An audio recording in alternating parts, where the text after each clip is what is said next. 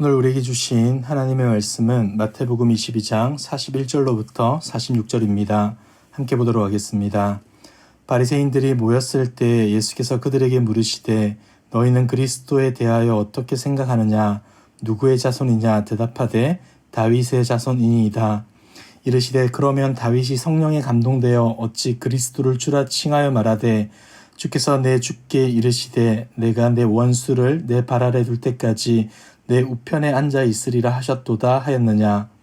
다윗이 그리스도를 주라 칭하였은즉 어찌 그의 자손이 되겠느냐 하시니 한마디도 능히 대답하는 자가 없고 그날부터 감히 그에게 묻는 자도 없더라. 아멘. 지금까지 바리새인들이 먼저 예수님께 말을 걸어왔지만 오늘의 본문에서는 예수님이 먼저 그들에게 말씀하십니다. 42절입니다. 너희는 그리스도에 대하여 어떻게 생각하느냐? 누구의 자손이냐?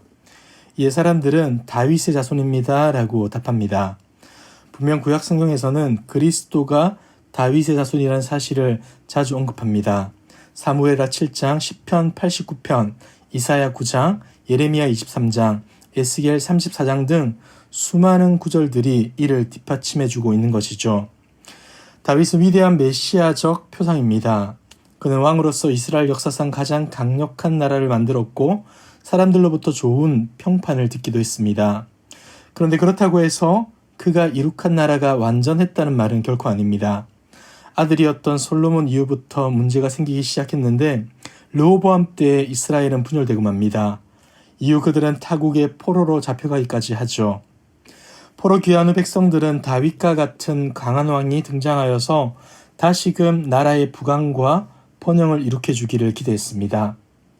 이러한 관점에서 유대인들은 그리스도, 즉 메시아를 다윗의 자손이라고 믿으며 살아왔던 것이죠. 그런데 오늘의 본문에서 우리 주님은 어떻게 말씀합니까? 43절입니다. 이르시되 그러면 다윗이 성령에 감동되어 어찌 그리스도를 주라 칭하여 말하되. 그렇지 않다는 겁니다. 예수님은 다윗이 성령에 감동되어 그리스도를 주라 칭하였다는 사실을 언급하며 그리스도는 다윗의 자손이 아니라 다윗의 주라고 말씀하십니다. 이와 같은 주장을 더욱 견고히 하고자 시편 110편을 인용하여서 말씀하시는데 44절을 보시면 이렇게 말씀하십니다. 주께서 내 주께 이르시되 내가 내 원수를 내 발 아래 둘 때까지 내 우편에 앉아 있으라 하셨도다 하였느냐. 다윗은 성령의 감동으로 주께서 내 주께 이르시되 라고 말합니다. 성부 하나님께서 성자 예수님께 이르신다라는 뜻입니다. 이어서 이렇게 고백을 하죠. 내가 성부 하나님께서 내 원수를 내 발, 성자 예수님의 발 아래 둘 때까지 내 우편에 앉아 있으리라 하셨도다. 그리스도께서 하나님의 보좌 우편에 앉아 있다라고 말하는데 이것은 성부 하나님의 모든 권세를 위임받았다는 뜻입니다. 그리스도는 하나님의 권한을 가지신 분으로 원수, 즉 죄와 사망의 권세로부터 우리를 해방시켜 주신다는 겁니다. 이러한 사실을 기반으로 하여서 예수님은 이렇게 물으시죠. 45절에서 다윗이 그리스도를 주라 칭하였은즉 어찌 그의 자손이 되겠느냐.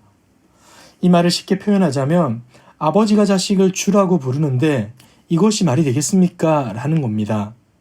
이치에 맞지 않는 말이라는 것이죠. 예수님은 성경 말씀과 놀라운 지혜로 자신의 메시아 되심을 드러내셨고 바리새인들은 자신의 무지함으로 말미암아 침묵할 수밖에 없었던 것입니다.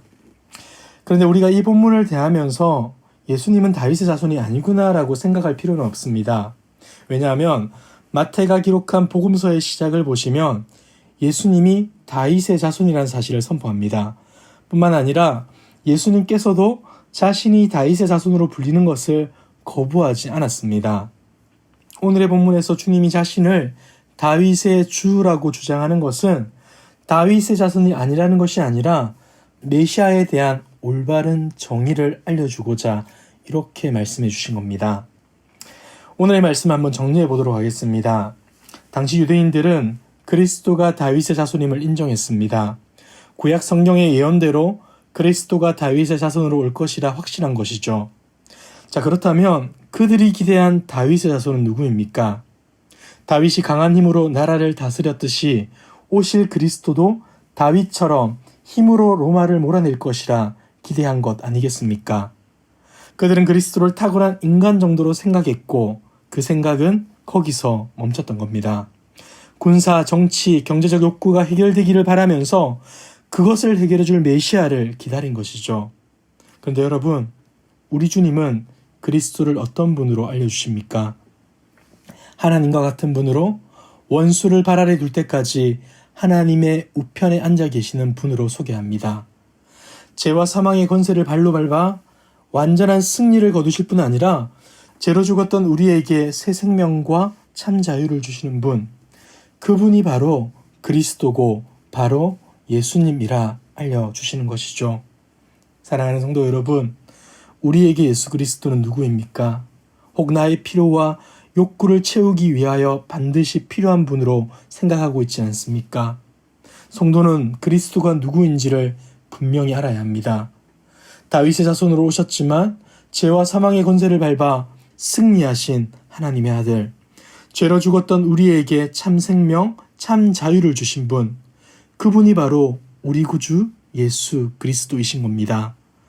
사랑하는 성도 여러분, 오늘 하루 죄된 욕망을 채우기 위해 주님을 필요로 하는 인생이 아니라 나를 구원해 주시고 내게 새 생명 주신 주님을 기억하며 그 은혜에 감격하여 주님을 예배하는 저와 여러분들 되기 바랍니다. 뿐만 아니라 내게 주신 사랑으로 다른 이들을 넉넉히 섬기고 사랑할 수 있는 저와 여러분들의 모습 되길 주님의 이름으로 축복합니다. 기도하겠습니다.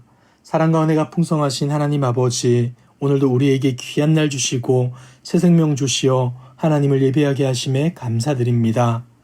무지하고 어리석은 우리는 주님을 찾고 부르짖는다 말하지만 그 간구 가운데 잘못된 욕망을 슬며시 끼워 놓을 때가 많이 있음을 고백합니다.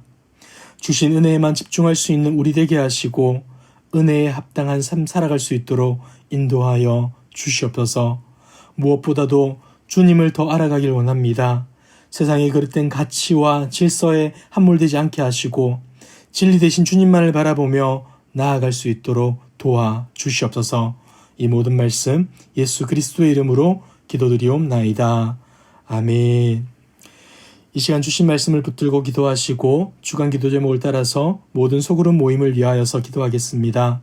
모든 모임들마다 말씀 안에서 은혜를 나누게 하시고 소외되는 영혼이 없는 사랑 많고 가족과 같은 교회 되도록 모든 소그룹 순장님들과 교회를 책임지고 섬기는 장로님들을 위해 기도해 주시기 바랍니다. 특별히 오늘부터 시작되는 고등부 여름 수련회 가운데 은혜를 더하여 주시고 주님을 알아가는 기쁨이 가득한 수련회, 우리 아이들이 주님을 인격적으로 만나는 영광스러운 수련회 될 수 있도록 기도 부탁드립니다. 합신 기도 제목과 각자 가지고 오신 기도의 제목으로 기도하시다가 자유롭게 처소로 돌아가겠습니다.